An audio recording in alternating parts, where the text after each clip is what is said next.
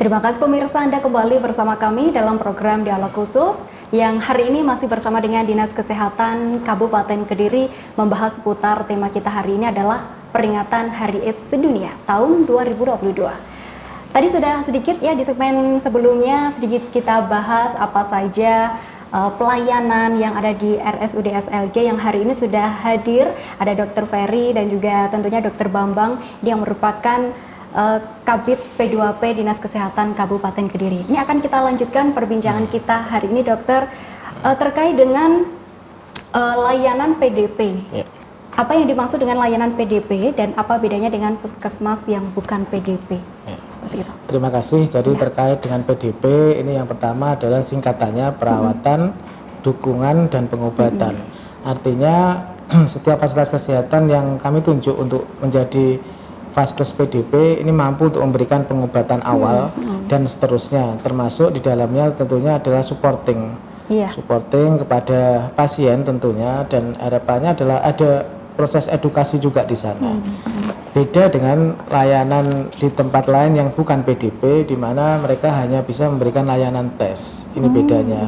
Sementara ini di Kabupaten Kediri kita ada 2 rumah sakit ya, dan ada 6 puskesmas yang bisa untuk menjadi PDP. Artinya pada saat seorang klien datang dan ditemukan kondisinya HIV positif, bisa langsung mendapatkan akses pengobatan di sana.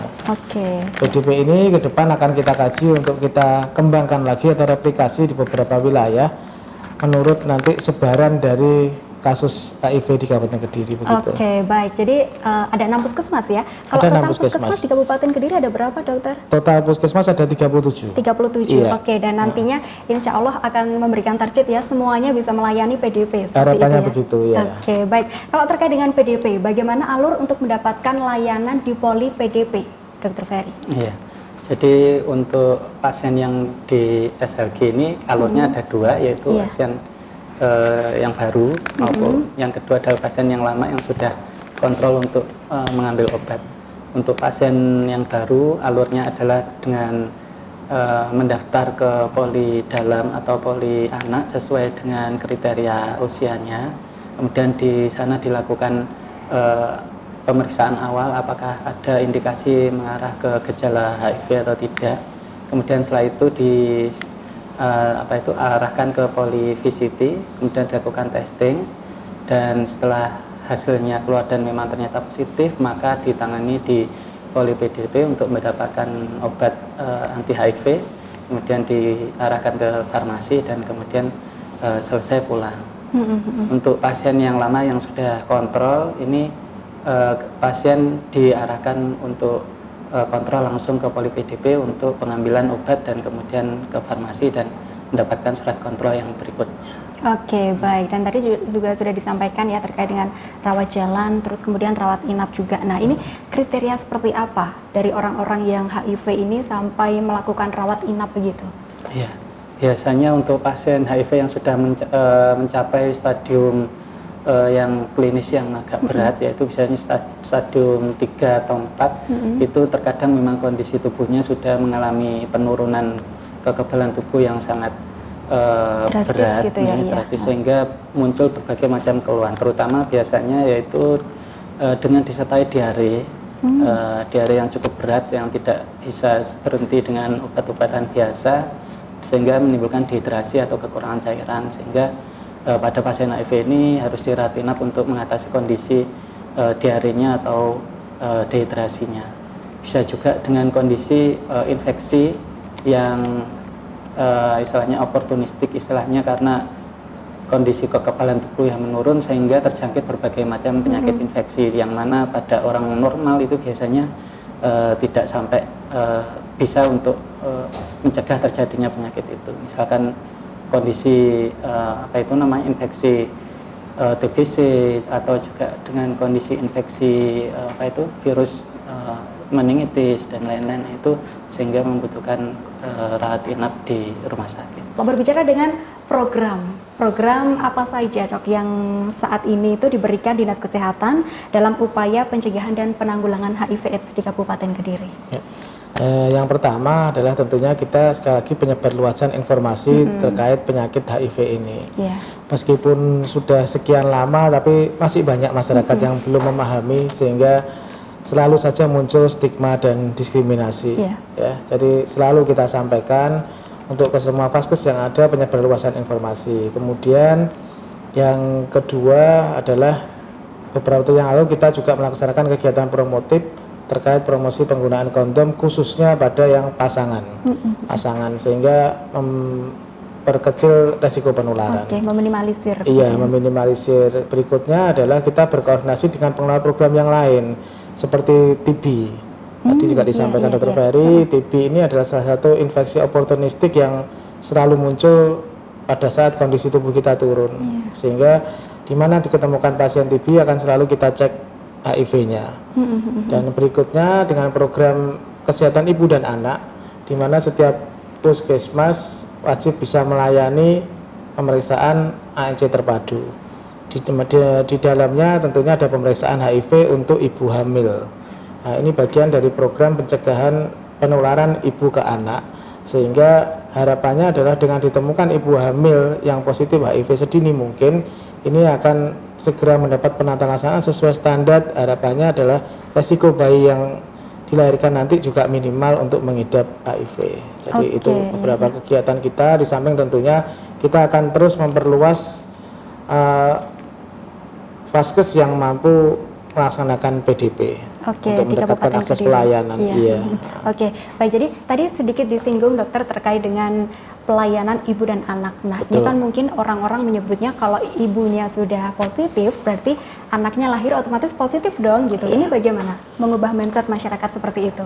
Iya, jadi peran dari vaskes PDP cukup besar di sana.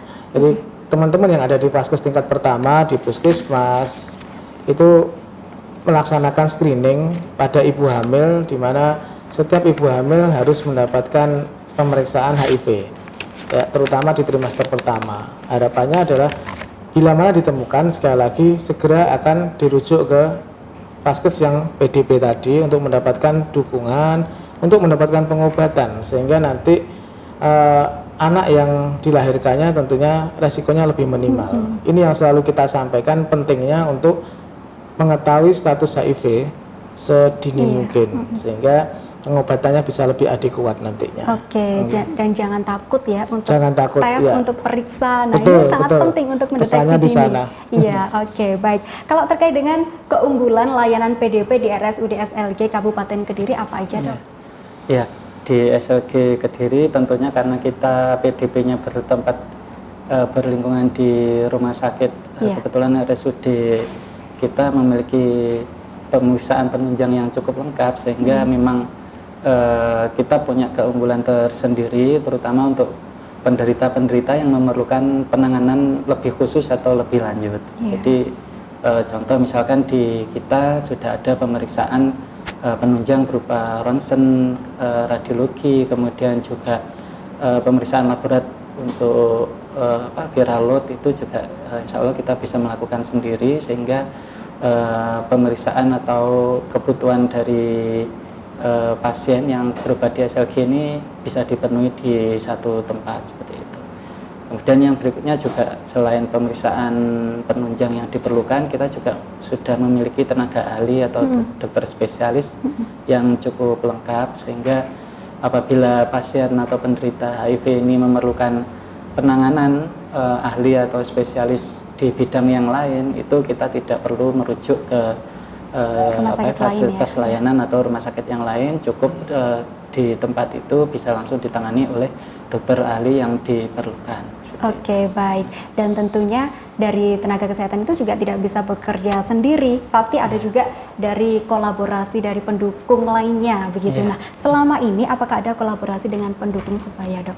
Iya, betul. Di rumah sakit SLG ini kita melakukan kerjasama. Kemarin kita membuat sebuah MOU untuk saling mendukung, yaitu dengan kelompok KDS Friendship. Latihan ini dari lembaga swadaya masyarakat yang cukup membantu bagi penderita yang berobat di rumah sakit RSUD SLG ini.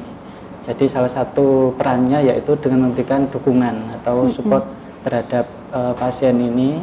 Mereka ada program kerja seperti misalkan mengumpulkan secara berkala penderita ini untuk saling berkomunikasi, saling menguatkan. Kemudian bentuk peran yang lain yaitu biasanya kalau ada penderita yang ingin melakukan pindah tempat berobat, itu akan dibantu untuk menghubungkan dengan pusat layanan PDP yang lain. Itu pemberian informasi maupun proses layanannya itu akan di backup atau dibantu oleh teman-teman dari LSM Lembaga KDS Forensik ini. Oke, dan tentunya sangat luar biasa sekali ya. Ini terakhir saya akan penyampaian dari Dr. Bambang, pesan nih dok. Ini juga bertepatan dengan Hari AIDS Sedunia ya, tahun 2022. Pesan apa yang disampaikan kepada masyarakat Kabupaten Kediri? Sesuai dengan tema Hari AIDS Dunia, jadi tema nasional, kalau tema secara universal adalah equalize, artinya adalah kesetaraan. Dari Kementerian Kesehatan mengambil tema satukan langkah, cegah HIV, kemudian semua setara, akhiri AIDS. Artinya adalah untuk pengendalian HIV AIDS di Kabupaten Kediri kita tentunya tidak bisa berdiri sendiri.